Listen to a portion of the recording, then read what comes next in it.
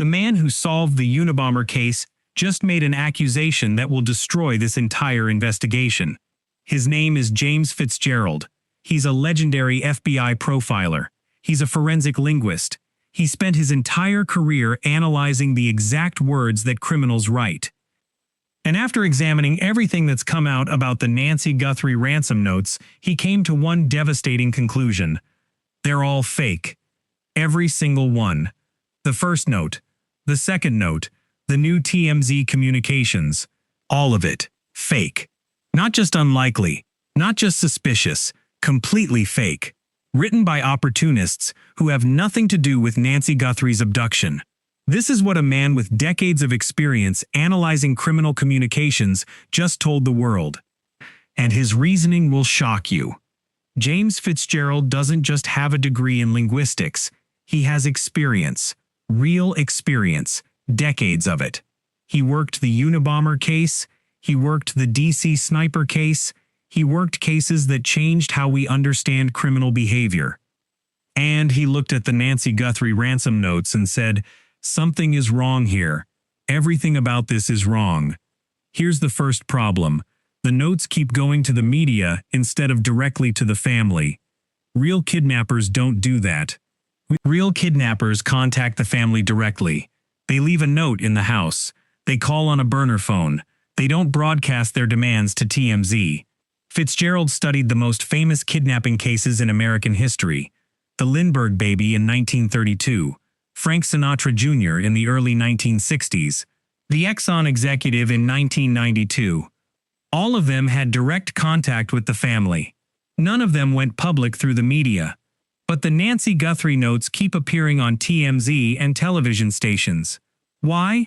Because the person writing them doesn't want money. They want attention.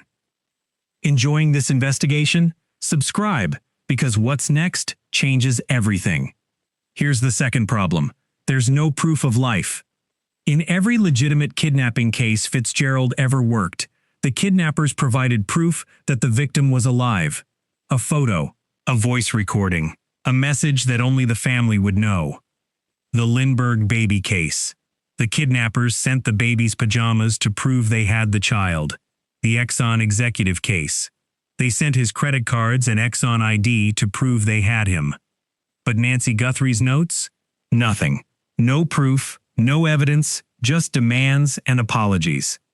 And then there's the new claim. Someone sent TMZ a message saying they have a phone hidden somewhere with video of Nancy on the last day of her life. They want 1 Bitcoin, $61,000. Fitzgerald's response was direct. He doesn't believe it. He thinks it's someone looking for a quick payday, someone with no real information. Why would someone with actual evidence hide it in a secret location instead of going directly to the FBI?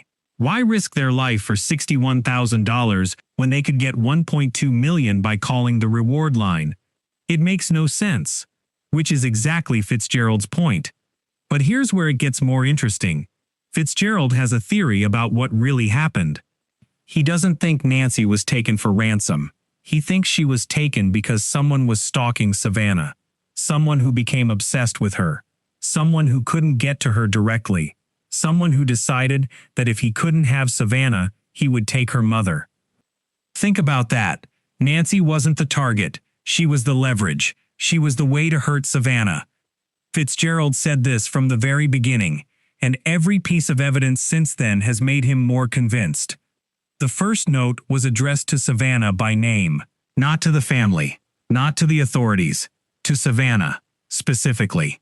Why identify Nancy as Savannah's mother if you're a real kidnapper? You already know who Nancy is, but if you're trying to send a message to Savannah, you identify her mother to create that personal connection. Fitzgerald has worked obsession cases before. He knows how they think. He knows what they do. And this case screams obsession. The abductor knew the house layout. He knew exactly how to get inside. He propped open the back doors before the abduction. He knew the routine. He knew Nancy was alone. But most importantly, he knew who Savannah Guthrie was. This was targeted. This was personal, and it had nothing to do with money. Fitzgerald also addressed something that changed recently. A listener sent in a theory that the language in the notes sounds Spanish, buried with nature. The phrase sounds awkward in English but natural in Spanish. Fitzgerald was intrigued. He's a forensic linguist. He looks at prepositions, word choice, grammar. He looks at everything.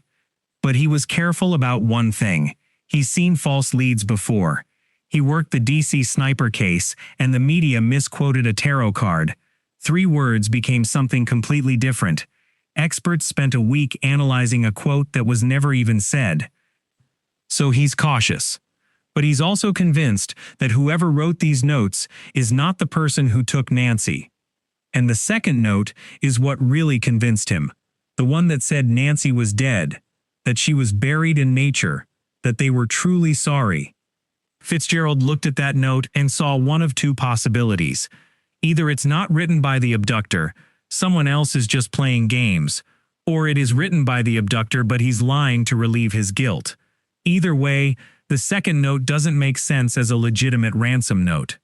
A real kidnapper who accidentally kills his victim doesn't send an apology. He doesn't say she's dead. He disappears. He covers his tracks. He doesn't communicate. But this person communicated. This person said they were sorry. This person wants to relieve the family's guilt. That's not a kidnapper. That's someone playing a game. Fitzgerald has spent decades reading the words of criminals, and he's telling you that every ransom note in the Nancy Guthrie case is fake. The first note, fake. The second note, fake. The new TMZ communications, fake. But here's what really matters. Nancy Guthrie is still missing, and whoever took her is still out there. The real criminal is the one watching all of this unfold, the one who took Nancy from her bed, the one who knows exactly what happened in those first hours. And he's probably laughing, because everyone is focused on the fake ransom notes while he gets away. Fitzgerald said this directly. The actual abductor is happy saying, "Oh man, whoever these goofy people are, they're taking the heat off me for a while." That's what's happening. The fake notes are a distraction, and the real perpetrator is counting on it. Fitzgerald's advice to investigators is simple. Put pressure on the street. Find who's been watching Savannah. Find who had access to Nancy's house. Find who knew the layout. Find who knew the routine. Don't focus on the ransom notes. Focus on the actual crime, the abduction, the obsession, the targeting. Because somewhere in Tucson, someone knows why Nancy Guthrie was taken. Someone knows what she represents. And someone knows where she is. To that person. To Nancy Guthrie's family. To Savannah, who wakes up every morning wondering if today is the day. We have not forgotten. A legendary FBI profiler has not forgotten. The world has not forgotten. And we are demanding that someone finally speak, someone finally breaks, someone finally decides that truth is worth more than silence. The reward is $1.2 million, completely anonymous, no name, no identification, just information. 1-800-CALL-FBI. Pima County Sheriff, 520-351-4900. Share this video. The more people who understand that these ransom notes are fake, the more pressure on someone to finally come forward with the truth. James Fitzgerald spent his career solving cases by analyzing the words criminals write, and he's telling you that the person who wrote the ransom notes is not the person who took Nancy. Find the person who actually took her. Find the person obsessed with Savannah. Find the person who knew her mother's routine. That's who has the answers. That's who knows where Nancy is. That's who needs to finally tell the truth. 147 days is long enough. 147 days is too long. Bring Nancy home.